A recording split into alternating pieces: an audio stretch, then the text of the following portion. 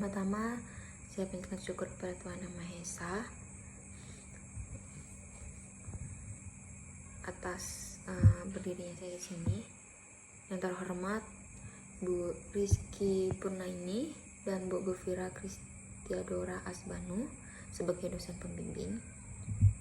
Sebelumnya perkenalkan, nama saya Selita Karoskali dengan NIM 10512111031 dengan judul Perencanaan pengolahan limbah cair industri tahu menggunakan sistem anaerobik aerobik dalam menurunkan kadar BOD, COD, dan TSS. Materi yang pertama yaitu proses produksi. Kemudian yang kedua adalah karakteristik limbah cair tahu. Yang ketiga dampak limbah cair tahu. Kemudian yang keempat adalah pengolahan limbah cair industri tahu. Pendahuluan, industri tahu termasuk ke dalam industri kecil yang dikelola oleh masyarakat, oleh rakyat, dan beberapa diantaranya masuk dalam wadah KOPTI atau Koperasi Pengusaha Tahu dan Tempe. Nah, proses pembuatan tahu ini masih sangat tradisional dan banyak memakai tenaga manusia.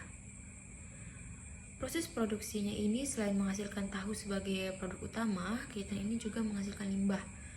Limbah yang dihasilkan dapat berupa limbah padat, limbah cair, dan gas.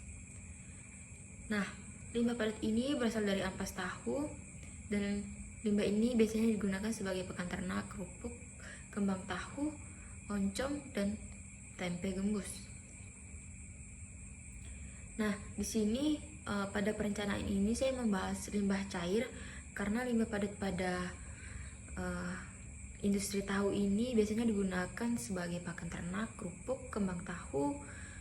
Kemudian limbah padat yang dihasilkan pada industri tahu ini hanya sebesar 0,3% dari proses pengolahan bahannya. Yang pertama, proses produksi.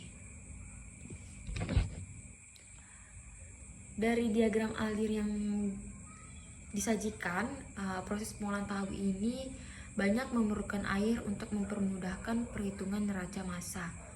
Maka 1 liter air itu biasanya sama dengan 1 kg kedelai.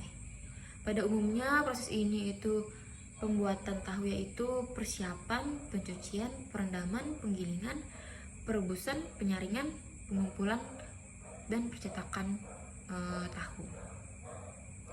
Yang kedua, karakteristik limbah cair tahu.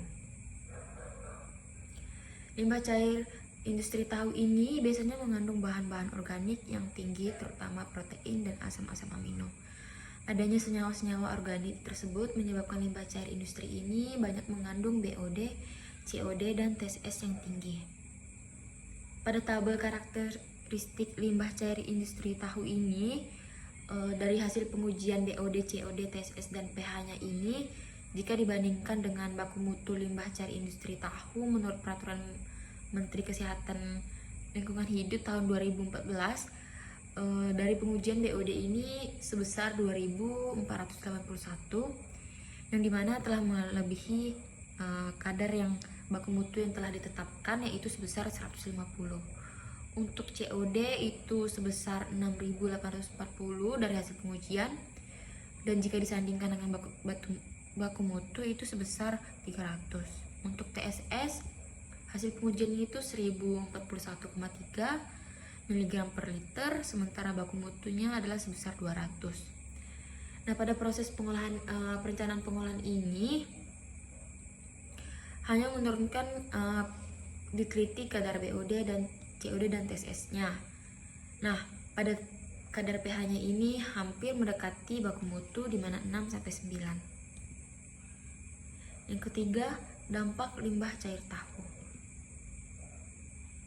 Yang pertama, gangguan terhadap kehidupan biotik. Kemudian yang kedua adalah turunnya kualitas air perairan akibat meningkatnya kandungan bahan organik.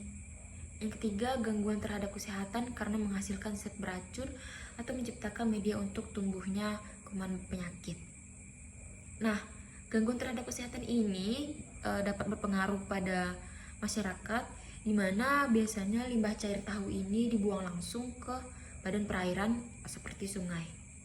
Yang dimana seperti yang kita ketahui bahwa sungai ini biasanya menjadi kebutuhan sehari-hari masyarakat dalam kebutuhannya, yaitu biasanya sebagai untuk mandi, mencuci pakaian, ataupun mencuci sayuran, yang kemudian memiliki dampak bagi kesehatan masyarakat sekitar. Yang keempat adalah pengolahan limbah cair industri tahu.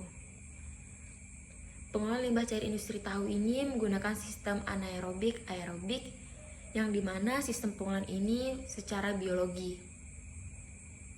Nah, pengolahan limbah cair ini biasanya terdapat 3 metode, yaitu yang pertama secara fisika, kimia, ataupun biologi. Yang saya bahas ini dan perencanaan pengolahan ini menggunakan sistem secara biologi, yang dimana pada pengolahan limbah cair secara biologi ini dapat menurunkan kadar zat organik terlarut dengan memanfaatkan mikroorganisme dan tumbuhan air. Pada dasarnya, cara biologi ini adalah pemutusan molekul kompleks menjadi molekul sederhana oleh mikroorganisme. Proses ini sangat peka terhadap faktor suhu, pH, oksigen terlarut, DO, dan zat-zat inhibitor. Nah, kombinasi proses anaerob dan proses aerob ini merupakan proses pengolahan limbah cair yang sangat baik dan efektif, karena yang kita tahu bahwa limbah cair industri tahu ini banyak mengandung zat organik. Yang proses anaerob ini dapat menguraikan limbah cair dengan konsentrasi organik tinggi secara maksimal, sedangkan proses aerob ini tidak saja memaksimalkan namun menambahkan oksigen pada kandungan organik di dalamnya. Nah, kemudian hubungan antara waktu tinggal kadar BOD, COD, dan TSS. Pada gambar pertama, itu adalah hubungan kadar BOD 5, kemudian gambar yang di tengah, yang kedua adalah hubungan kadar COD, kemudian yang gambar terakhir itu adalah hubungan kadar TSS. Nah, yang dimana hubungan kadar-kadar ini sangat berhubungan dengan waktu tinggal hidrolis. Yang garis berwarna oranye ini adalah proses menggunakan pembibitan bakteri, sementara yang garis biru ini adalah prosesnya, sistemnya tidak menggunakan pembibitan bakteri. Proses yang menggunakan pembibitan bakteri ini memiliki efisiensi yang sangat tinggi. Dapat dilihat pada grafik bahwa penurunannya sangat signifikan dan sangat tinggi. Efisiensi penurunan kadar BOD, COD, dan TSS. Pada tabel pertama, presentasi efisiensi ini adalah pengolahan tanpa pembibitan bakteri pada parameternya, yaitu BO5, COD, dan TSS. Nah, yang dimana waktu tinggal hidrolis ini mempengaruhi presentasi efisiensinya 5 jam, 7 jam, dan 9 jam. Waktu tinggal hidrolis 9 jam ini memiliki efisiensi tertinggi, yaitu pada kadar BOD-nya itu sebesar 74,83%, kadar COD-nya itu sebesar 80,83%, dan TSS-nya itu sebesar 62,21%. Kemudian jika disandingkan dengan presentasi efisiensi kadar pada pengolahan dengan pembibitan bakteri ini, efisiensinya adalah lebih besar, yang dimana waktu hidrolis tertinggi itu pada jam puncaknya itu 9 jam. Kadar BOD-nya itu sebesar 93,59%,